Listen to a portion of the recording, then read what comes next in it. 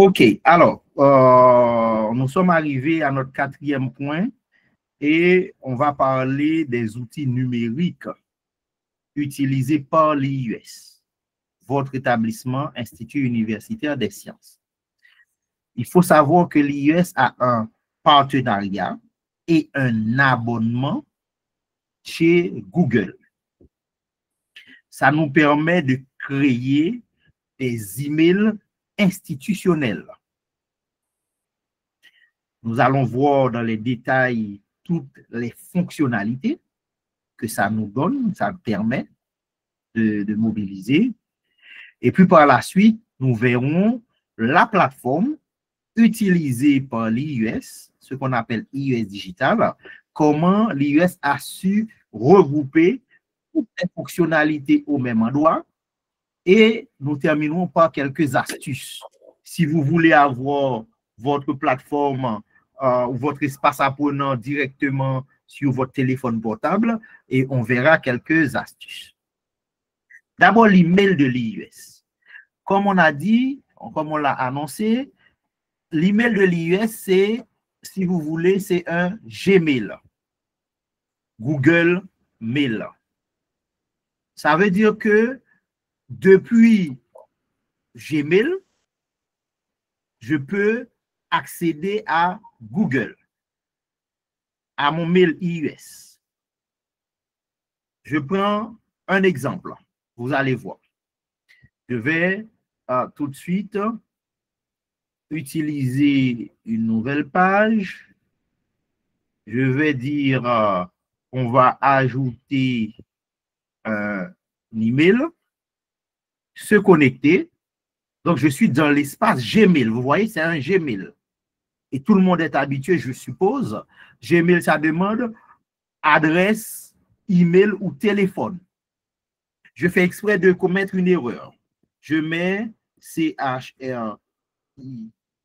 Voilà, je mets CHR. Voilà, point Christophe. Alors, Providence. A commercial, IUS.éducation. Si je fais ça, je clique sur suivant ici, ça va me dire message d'erreur. Google ne reconnaît pas. Pourquoi? C'est parce que j'ai commis une erreur au niveau de l'adresse email que l'IUS m'avait donnée. Voilà pourquoi il faut faire attention. Quand vous ouvrez votre mail, Gmail, il faut ne pas commettre d'erreur. Je complète ici, je mets Christophe, d'accord? Et je fais suivant. Regardez bien, ça me demande maintenant le mot de passe. Saisissez votre mot de passe. Donc, chaque étudiant va recevoir un email avec un mot de passe provisoire. Et l'étudiant va pouvoir modifier son mot de passe. Bon, ça c'est une chose. Je vais maintenant me connecter sur mon compte pour vous montrer. Je fais connecter. D'accord? Suivant, puisque j'ai déjà le compte, Christophe Providence. Je vais saisir mon mot de passe. D'accord? Et je vous invite vraiment à avoir un mot de passe. Il ne faut pas être négligent. Hein? Il ne faut pas être négligent. Il ne faut pas permettre à tout le monde d'avoir accès à votre mot de passe. Bon. Je suis chez Christophe Providence déjà. C'est un Gmail, vous voyez? Donc, c'est l'email donné par IUS, comme vous pouvez le voir ici. Christophe.providence@commercial-ius.éducation. Ça veut dire que nous sommes chez Christophe Providence. Mais hébergé au niveau ou géré par un établissement qu'on appelle avec son nom de domaine IUS Éducation. Bon, là, c'est un email que j'ai beaucoup utilisé déjà, d'accord? Mais je vais vous montrer rapidement, puisque vous êtes habitué à l'interface Google. Rapidement, il y a des éléments rapidement à identifier. D'abord, dans la présentation de la page mail de Google, vous avez, hein, quand vous voyez nouveau message, ça veut dire que si vous voulez envoyer un message, d'accord, on reviendra tout à l'heure, on prendra les questions tout à l'heure. Laissez-moi présenter ça. Ensuite, il y a les boîtes de réception, etc. Maintenant, ce que je voulais vous dire, c'est que une fois que vous avez votre adresse mail, vous avez utilisé le mot de passe provisoire, il faut aller dans paramètres. Et c'est dans paramètres, vous allez voir, vous allez cliquer sur tous les paramètres. Ça veut dire que vous êtes à ce niveau-là, vous allez pouvoir personnaliser votre boîte mail. C'est important. Rappelez-vous bien, c'est ici si vous avez besoin de, par exemple, ici, dans... bon, j'avais déjà mis les éléments pour moi. Disons qu'on reste dans général. Dans général, dans paramètres, vous pouvez mettre la langue. Généralement, puisque généralement, c'est déjà en français, parce que l'IUS, c'est un établissement, en tout cas, c'est le français qui est la langue. Mais vous pouvez modifier, etc. Mais je vous invite vraiment, si ce n'est pas le cas, à mettre français. Vous voyez, il y a d'autres langues. Il faut choisir français. Ensuite, là, on peut voir les styles, hein, à quoi va ressembler le corps du texte. Hein? Bon, généralement, je vous invite à laisser tout ça par défaut. OK? Là où vous pouvez apporter une petite modification, c'est surtout au niveau de la signature. Hein? Signature, voilà. Et la signature, c'est quoi? Quand vous arrivez ici dans signature, vous pouvez cliquer sur créer et à partir de créer, vous mettez un nom de signature. Là, j'avais déjà Dr Providence, je vais mettre une autre signature, chercheur. D'accord? Chercheur. Voilà. Et si je dis OK, créer, à ce moment-là, je vais mettre ce que je veux. Je mets par exemple le nom. Alors, je mets Dr Christophe Providence. D'accord? Et là, je vais pouvoir modifier la police si je veux. Je sélectionne. Ici, je dis je veux que ça soit, je ne sais pas moi, étoile. Vous voyez? Et l'écriture change. Je veux que ça soit très grand. Voilà, donc c'est comme ça que ça va apparaître. Je peux modifier la couleur. C'est comme vous voulez. Je vous laisse vraiment naviguer pour voir comment ça devrait se passer. Je mets en bleu, par exemple. Si je décide comme ça, vous voyez, c'est en bleu. Donc, libre à vous. Maintenant, après, Christophe Providence, je peux continuer à mettre les autres éléments comme chercheur. Je mets, par exemple, centre de recherche. Hein? Dans votre cas, ça peut être étudiant en troisième année. C'est comme vous voulez. Étudiant en première année de licence et droit, je ne sais pas, comme vous voulez. Hein? Centre de recherche scientifique.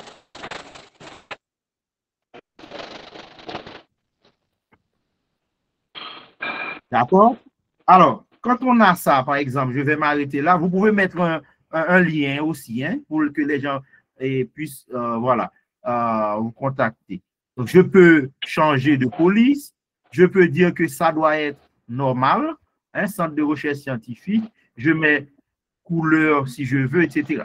Je peux souligner comme je veux. Voilà, ça, alors je change la couleur. Au lieu de laisser en bleu, je vais mettre en noir. Voilà. Voilà. OK? Et maintenant, quand je fais, il ne faut pas oublier de mettre, par exemple, ici, de dire enregistrer les modifications. Si je fais enregistrer les modifications, ça veut dire que quand je vais écrire un mail, je pourrais choisir la signature. Ça, c'est la signature que j'avais laissée par défaut. Je peux dire non, c'est le chercheur qui va écrire. Il y a le petit symbole insérer une signature, c'est comme un bic, d'accord? Un stylo. si vous voulez, eh bien, je clôture ça, je mets chercheur. Vous voyez, la signature change. Et je peux écrire j'écris mon message et j'ai déjà ma signature. Ça, c'est extrêmement important. Autre élément, quand on a pour la première fois l'email, on retourne dans paramètres. Il faut aussi pouvoir changer le mot de passe. D'ailleurs, la première fois, vous allez être invité à changer, à modifier le mot de passe.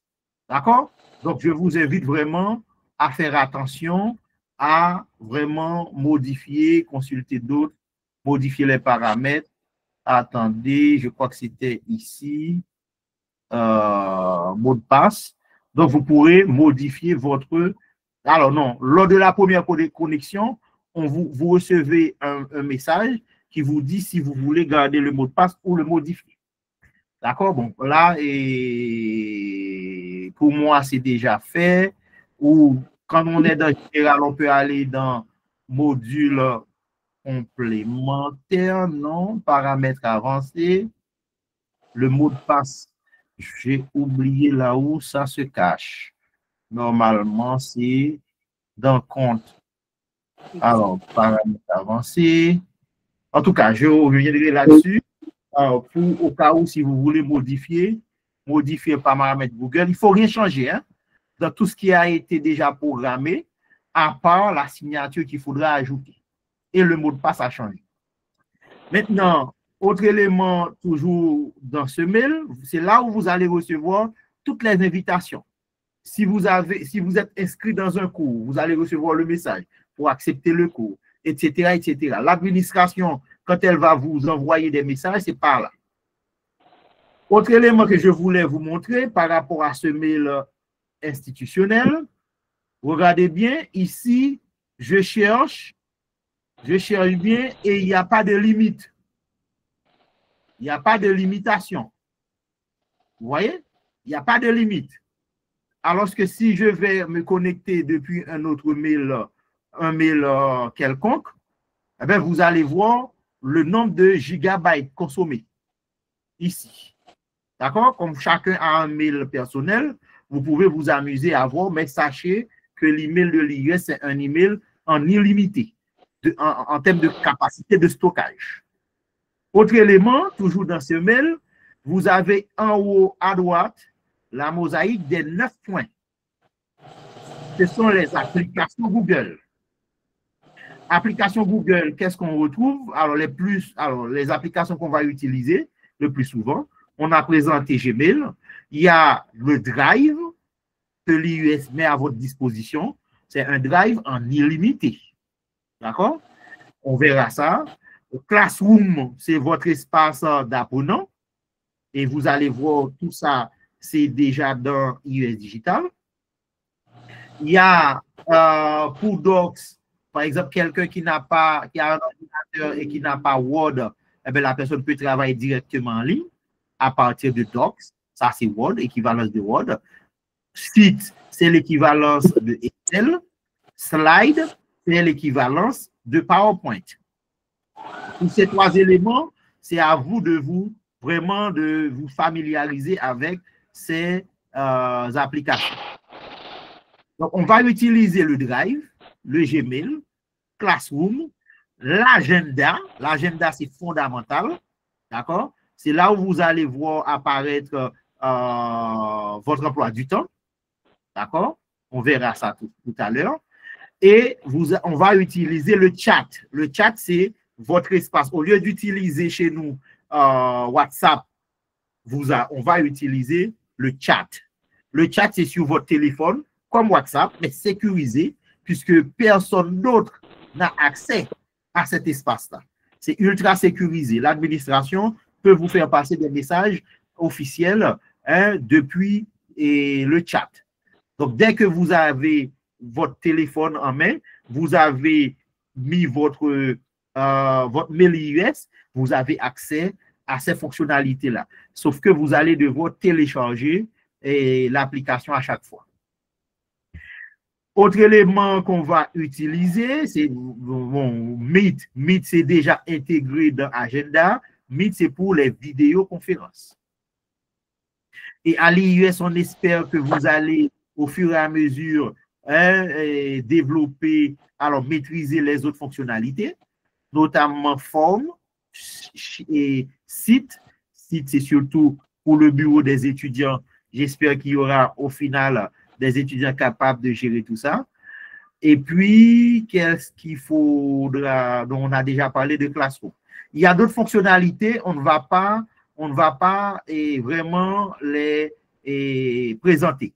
Mais on va se concentrer sur 5 fonctionnalités qui sont régulièrement utilisées à l'IUS: le Gmail, le Drive, Classroom, l'agenda et puis le chat. Donc, voilà comment on peut accéder à, par exemple, si vous avez un mail, vous pouvez y accéder ici. Si vous voulez aller dans Classroom, vous allez, par exemple, dans ma Classroom. Vous voyez, donc j'ai un ensemble de cours que moi, comme je suis enseignant, j'ai des cours que j'enseigne depuis un certain temps qui sont là. Donc, je peux aller dans tel ou tel cours.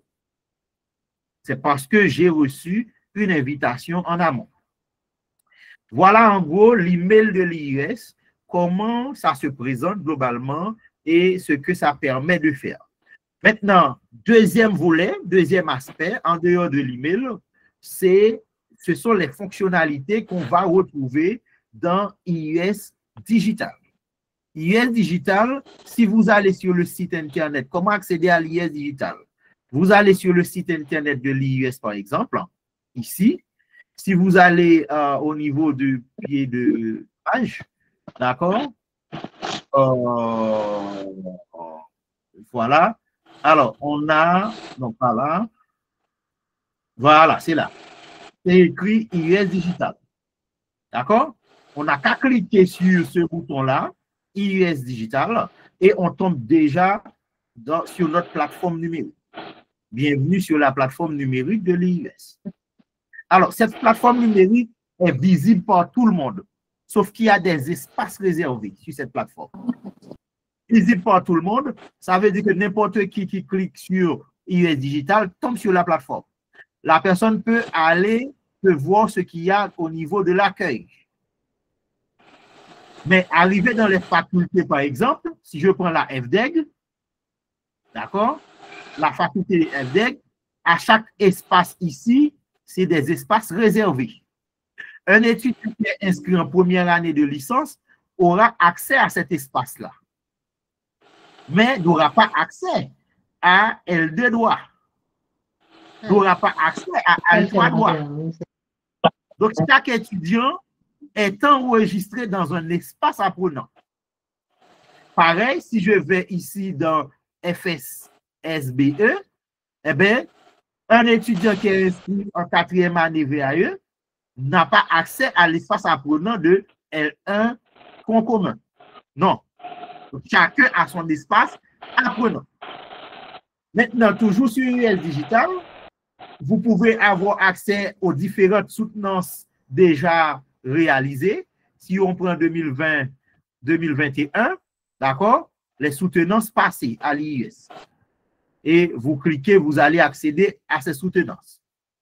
Si on prend 2021-2022, vous avez encore les soutenances déjà réalisées à l'IUS et que vous avez accès à ces contenus. Bon. Alors, pourquoi on vous met tout ça là? C'est surtout pour les étudiants, pour qu'ils s'entraînent, pour qu'ils comprennent que l'IUS donne tout. Autre élément très important, c'est la bibliothèque numérique de l'IUS. Si vous n'avez pas un compte IUS, vous ne pouvez pas accéder à cette bibliothèque. Vous ne pouvez pas. Là, si je clique sur accéder à la bibliothèque, eh bien, je suis déjà au niveau de la bibliothèque de l'IUS, bibliothèque numérique de l'IUS. D'accord? Vous voyez, les livrets sont là. Les anciens livrets sont là et on peut les télécharger un peu partout. On va ajouter les livrets 2024, 2025, 2026 bientôt. Tout ça va être actualisé. Donc, dans la bibliothèque de l'IUS, vous avez accès à des documents académiques, documents scientifiques, hein, et surtout des liens pouvant vous donner accès à des centaines de milliers d'ouvrages ou d'articles scientifiques. Par exemple, quand je clique sur ce lien-là, Journals Open Edition, eh ben, ça va me conduire vers vraiment des centaines de milliers de documents. Vous aurez surtout les étudiants qui sont quand vous allez travailler en groupe, hein, vous aurez vraiment la possibilité vous-même d'expérimenter tout ça et vous avez la possibilité aussi, hein, et c'est pour ça qu'on compte sur les étudiants, hein, et l'association des étudiants ou le bureau des étudiants peut organiser des séminaires sur les outils pour faciliter, hein, la compréhension de tous les étudiants des différents outils. Vous voyez? Donc, il y a un ensemble d'outils, ça c'est la bibliothèque, mais accessible depuis la plateforme de l'IUS. Maintenant, voyons un espace apprenant. Je vais changer de compte. Je vais vous montrer un espace apprenant. Quand vous avez votre accès, puisque vous n'avez pas encore accès, vous aurez, par exemple, quelqu'un qui est inscrit au niveau de la première année de licence FSSBE, Faculté des sciences de la santé et du bien-être. Eh bien, voici l'espace apprenant. D'accord? Et l'étudiant va voir d'abord au niveau de son emploi du temps, hein, l'emploi du temps de l'étudiant va s'afficher ici. Les cours qu'il aura tel jour, ça va s'afficher ici, à cet endroit-là. On va mettre, et peut-être c'est ce qu'on va faire, hein, il y a la maquette que l'étudiant va suivre. L'étudiant voit sa maquette. Au lieu d'aller chercher, l'étudiant voit, par exemple, au premier semestre, la liste des cours. Au deuxième semestre, la liste des cours. Ça, c'était la page d'accueil. L'étudiant a une autre page, ses cours, les cours. Et ici, ces cours, quand l'étudiant va cliquer sur chaque cours, l'étudiant va être redirigé directement dans Classroom. La Classroom concernée. On va voir une Classroom. Hein? Parce que là, je ne suis pas connecté depuis un mail étudiant. Je ne vais pas, par exemple, ici dans Classroom, c'est comme si l'étudiant en première année de licence, qui a, par exemple, le cours santé, société, machin, ouvre son cours et l'étudiant aura accès à son espace de cours. L'étudiant va cliquer sur rejoindre le cours pour pouvoir suivre le cours à distance. L'étudiant a des espaces pour déposer son devoir. Bon, pour l'instant, on n'a rien de programmé dans ce cours-là, etc. Donc, ce qu'il faut retenir, c'est que, oui, les mêmes fonctionnalités qu'on a vues ici, dans les adresses mail, dans chaque adresse mail IUS, ici, ces mêmes fonctionnalités, que ce soit l'agenda, que ce soit Classroom, que ce soit Drive ou le chat, se retrouvent dans IUS Digital. Maintenant, depuis votre téléphone portable, qu'est-ce qu'il faut faire? Il faut tout simplement aller sur le site Internet, faire le parcours pour arriver jusqu'à l'espace apprenant. Et quand on arrive au niveau de l'espace apprenant, votre espace apprenant, pour l'instant, vous ne pouvez pas le faire, hein, parce que vous n'avez pas de mail et les groupes ne sont pas encore ajoutés dans les espaces apprenants. Une fois arrivé dans l'espace apprenant, sur votre téléphone, vous allez voir sur la page, eh bien, il y a 3 points, 3 petits points. Et vous allez, sur lesquels vous allez cliquer. Ces 3 petits points et vous donnent quoi? 3 petits points tout en haut à droite. Quand vous cliquez, et ça vous dit, est-ce que vous voulez ajouter ça sous forme d'application? Eh bien, vous cliquez ajouter sous forme d'application. Voilà comment vous pouvez avoir votre site Internet ou les différents sites, que ce soit la bibliothèque numérique de l'IUS ou les autres sites directement sur votre téléphone portable. À ce moment-là, pour y accéder depuis votre téléphone, vous n'avez qu'à cliquer sur l'application pour pouvoir vraiment accéder à votre espace.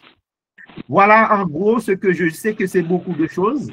J'arrête l'enregistrement pour vous permettre de revenir sur tout ce qu'on a dit là, mais vous allez certainement poser pas mal de questions et avec plaisir, on va vous apporter les éléments de réponse. Je rappelle avant d'arrêter l'enregistrement que les secrétaires pédagogiques sont à l'écoute, sont là pour vous. Et entre étudiants, il faut apprendre à travailler, coopérer. Ça veut dire que si quelqu'un maîtrise plus facilement les outils, eh bien, la personne peut aider un camarade et quelqu'un d'autre à mieux maîtriser ces outils-là. Voilà ce que je voulais vous présenter. Je voulais laisser plus de temps pour les questions. J'arrête l'enregistrement.